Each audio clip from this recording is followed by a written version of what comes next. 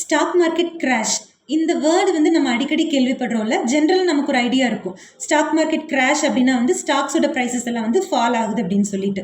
Behind the scenes என்ன நடக்குது, எதனால அந்த ஈவெண்ட்ஸ் எல்லாம் நடக்கிறப்ப ஸ்டாக் மார்க்கெட்டோட ப்ரைஸ் வந்து ஃபால் ஆகுது, சடனாக டவுனை ஏன் சந்திக்குது அப்படின்னு பார்க்கலாம். இப்போ வந்து நிறைய குளோபல் ஈவெண்ட்ஸ் நடந்துச்சு முன்னால். ப்ரீவியஸ் ஹிஸ்ட்ரி எடுத்து பார்த்தோம்னா குளோபல் ஃபினான்ஷியல் க்ரைசிஸ் நடந்துச்சு, அப்புறம் வந்துட்டு கோவிட் பேண்டமிக் நடந்துச்சு, அதுக்கப்புறம் இப்போ ரீசெண்டாக ரஷ்யாவுக்கும் உக்ரைனுக்கும் வார் நடந்துச்சு. ஸோ இந்த மாதிரி ஈவெண்ட் எல்லாம் குளோபலாக நடந்தப்போ என்ன ஆச்சுன்னா நம்மளோட இந்தியன் மார்க்கெட் வந்து சடனாக ஃபாலை சந்திச்சிச்சு. எதனால இப்படி ஆச்சு? எக்ஸாம்பிள் நம்ம வந்து ரஷ்யா உக்ரைன் வார் எடுத்துப்போம். சரி, வார் நடந்ததுக்கும் ஸ்டாக் மார்க்கெட் டவுன் ஆனதுக்கும் என்ன ரீசன் அப்படின்னா, இப்போ வந்து ரஷ்யா உக்ரைனுக்கு நடுவில் வார் நடந்துச்சு இல்லை. இப்போ வந்து ரஷ்யாவுக்கு அகெயின்ஸ்டாக இருக்கிற கண்ட்ரிஸ் எல்லாம் என்ன பண்ணுவாங்கன்னா, ரஷ்யாட்டிருந்து நம்ம ஆயில் கேஸ் எல்லாம் எதுவுமே வாங்கக்கூடாது அப்படின்னு சொல்லி ஒரு சாங்ஷன் பண்ணுவாங்க.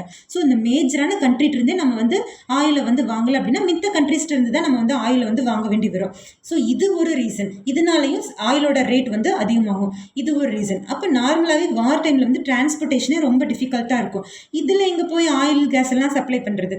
ஸோ இந்தந்த ரீசன்ஸ்னால ஆயிலோட ப்ரைஸஸ் எல்லாம் வந்து நல்லா ஹைக் ஆகும். ஸோ இப்போ ஆயிலோட ப்ரைஸஸ் அதிகமாகுது. சரி, அப்போ எப்படி வந்து ஸ்டாக் மார்க்கெட் ஃபால் ஆகுது அப்படின்னு யோசிச்சோன்னா, ஆயிலோட ப்ரைஸ் அதிகமாச்சுன்னா என்ன ஆகும்? டிரான்ஸ்போர்ட்டேஷனோட காஸ்ட் வந்து அதிகமாகும்.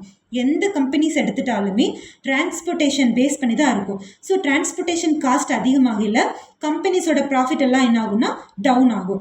ஸோ கம்பெனிஸோட ப்ராஃபிட் கம்மியாகல அதனோட ஷேர்ஸோட ப்ரைஸஸ் எல்லாம் கம்மியாகும். இதனால தான் வந்து ஸ்டாக் மார்க்கெட்டோட ப்ரைஸ் வந்து டவுன் ஆகுறது, சடன் கிராஷ் ஆகுறது. இதெல்லாம் தான் அதனோட ரீசன்.